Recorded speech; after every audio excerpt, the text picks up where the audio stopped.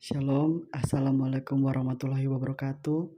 Pada saat ini, kami dari kelompok 12 akan mempresentasikan hasil diskusi kami dengan materi tentang kesebangunan dan kekongruenan.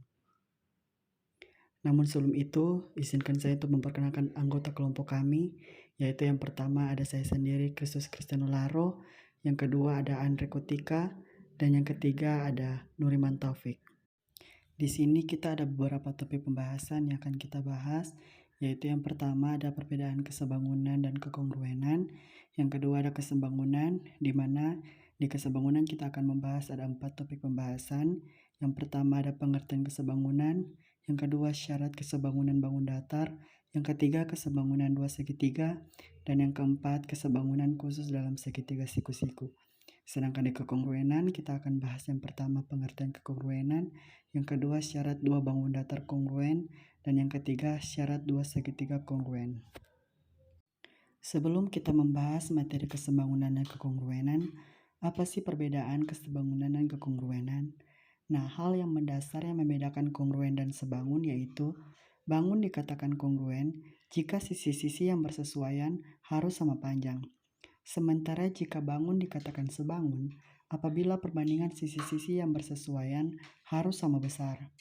Sehingga dapat kita simpulkan bahwa seluruh bangun yang kongruen sudah pasti sebangun, namun jika sebangun belum tentu kongruen. Kita masuk pada materi kesebangunan. Kesebangunan adalah dua buah bangun yang memiliki bentuk yang sama, akan tetapi ukuran berbeda dilambangkan dengan simbol seperti berikut atau sebangun. Bangun datar dikatakan sebangun jika memiliki bentuk yang sama walaupun ukurannya berbeda. Kesebangunan sebenarnya bisa kita katakan hasil dari transformasi dilatasi.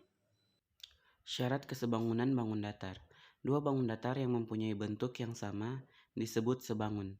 Tidak perlu ukurannya sama, tetapi sisi-sisi yang bersesuaian sebanding atau proporsional dan sudut-sudut yang bersesuaian sama besar. Perubahan bangun satu menjadi bangun lain yang sebangun melibatkan perbesaran atau pengecilan. Dengan kata lain, dua bangun dikatakan sebangun jika memenuhi syarat. Syarat yang pertama, perbandingan panjang sisi yang bersesuaian senilai.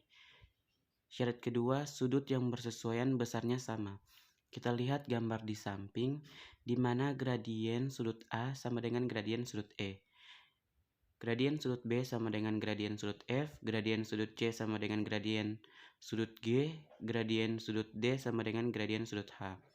Jika bangun A, B, C, D, dan E, F, G, H memenuhi kedua syarat tersebut, maka bangun A, B, C, D, dan E, F, G, H sebangun. Jika bangun A, B, C, D, dan E, F, G, H tidak memenuhi kedua syarat tersebut, maka bangun A, B, C, D, dan E, F, G, H tidak sebangun. Kita masuk pada contoh soal. Perhatikan gambar di bawah ini. Bangun A, B, C, D, dan E, F, G, H sebangun. Tentukan nilai X, Y, dan Z. Penyelesaiannya, bangun A, B, C, D, dan E, F, G, H sebangun berarti sudut-sudut yang bersesuaian sama besar dan perbandingan sisi-sisi yang bersesuaian senilai, yaitu gradien sudut E sama dengan gradien sudut A, gradien sudut F sama dengan gradien sudut B, gradien sudut G sama dengan gradien sudut C, dan gradien sudut H sama dengan gradien sudut D. Jadi, EF per AB sama dengan FG per BC sama dengan GH per CD sama dengan HE per DA. Bangun ABCD dan EFGH sebangun dengan sudut-sudut yang bersesuaian. Gradien sudut E sama dengan gradien sudut A, gradien sudut F sama dengan gradien sudut B, gradien sudut G sama dengan gradien sudut C, dan gradien sudut H sama dengan gradien sudut D. Sehingga gradien sudut G sama dengan gradien sudut C setara dengan X derajat sama dengan 22,6 derajat. Gradien sudut D sama dengan 180 derajat kurang gradien sudut C setara dengan Y derajat sama dengan 180 derajat kurang X derajat. Sama dengan 180 derajat.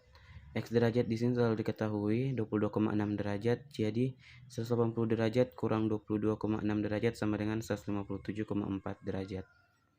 Lalu gradien sudut H sama dengan gradien sudut D setara dengan Z0 sama dengan Y0. Di mana sama dengan 157,4 derajat. Jadi nilai X derajat sama dengan 22,6 derajat, Y derajat sama dengan 157,4 derajat, dan Z derajat sama dengan 157,4 derajat.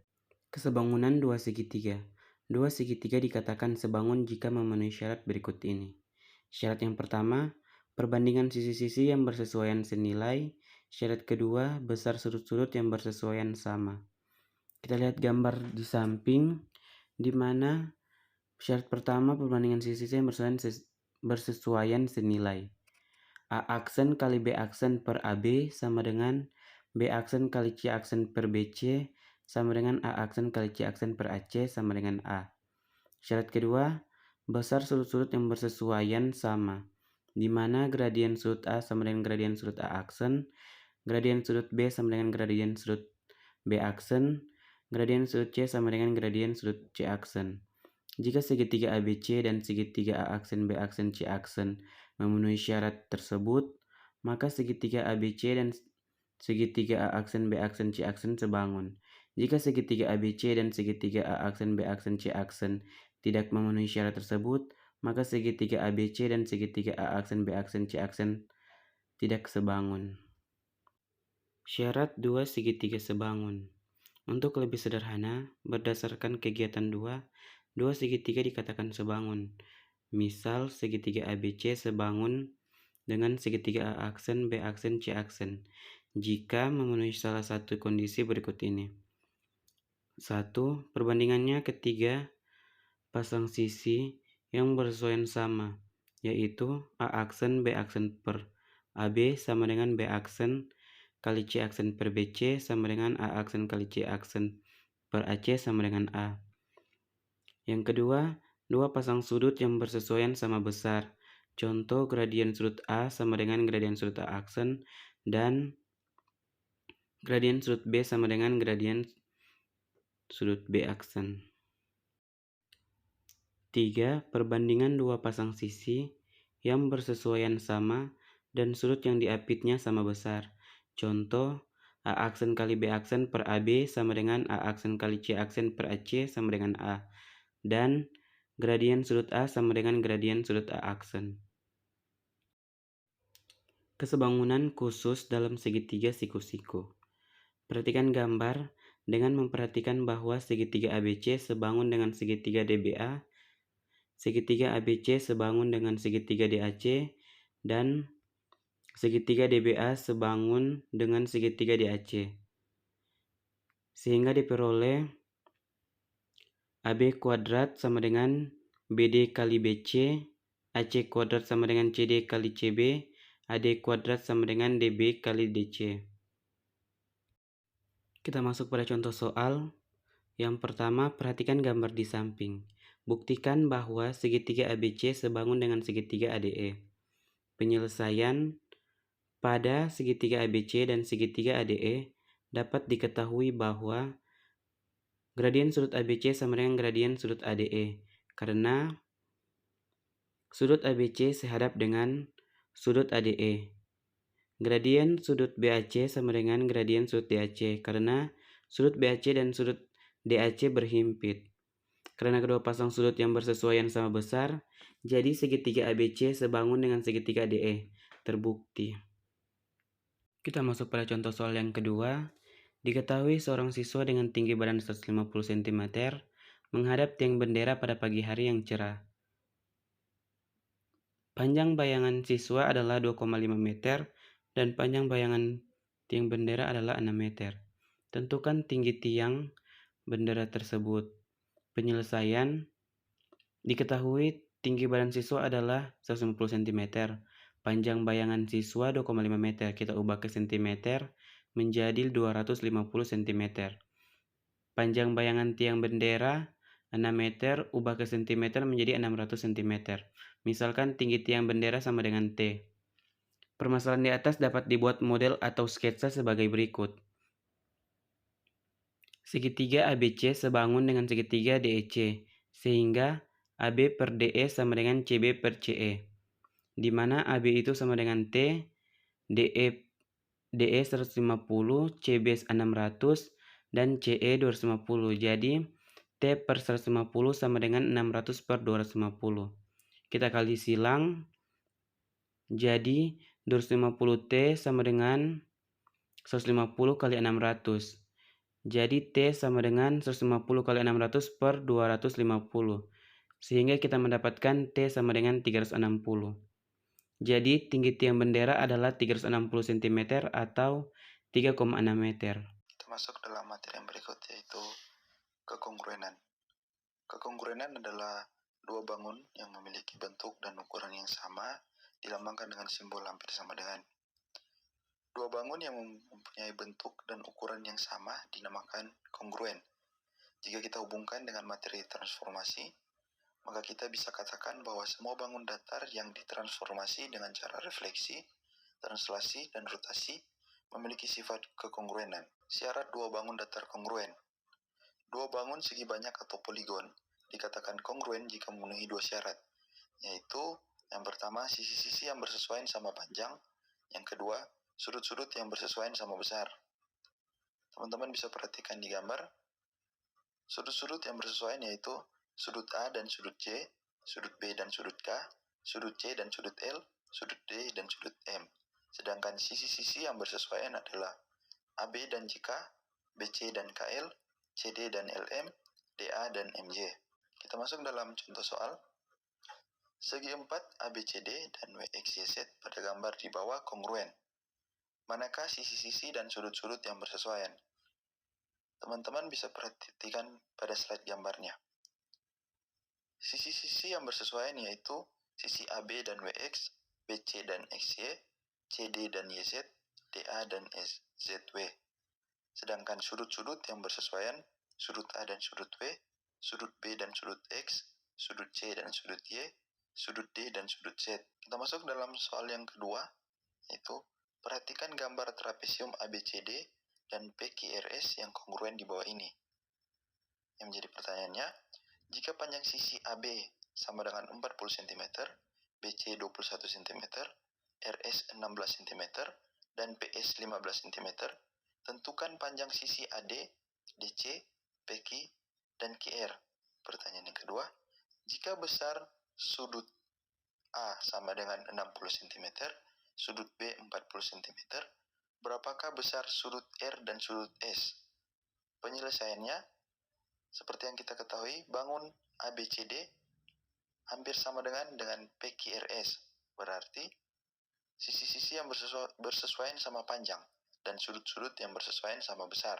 Untuk menentukan panjang sisi AD, DC, PQ, dan QR, tentukan terlebih dahulu sisi-sisi yang bersesuaian, yaitu AB dengan PQ, BC dengan QR, DC dengan SR, AD dengan PS.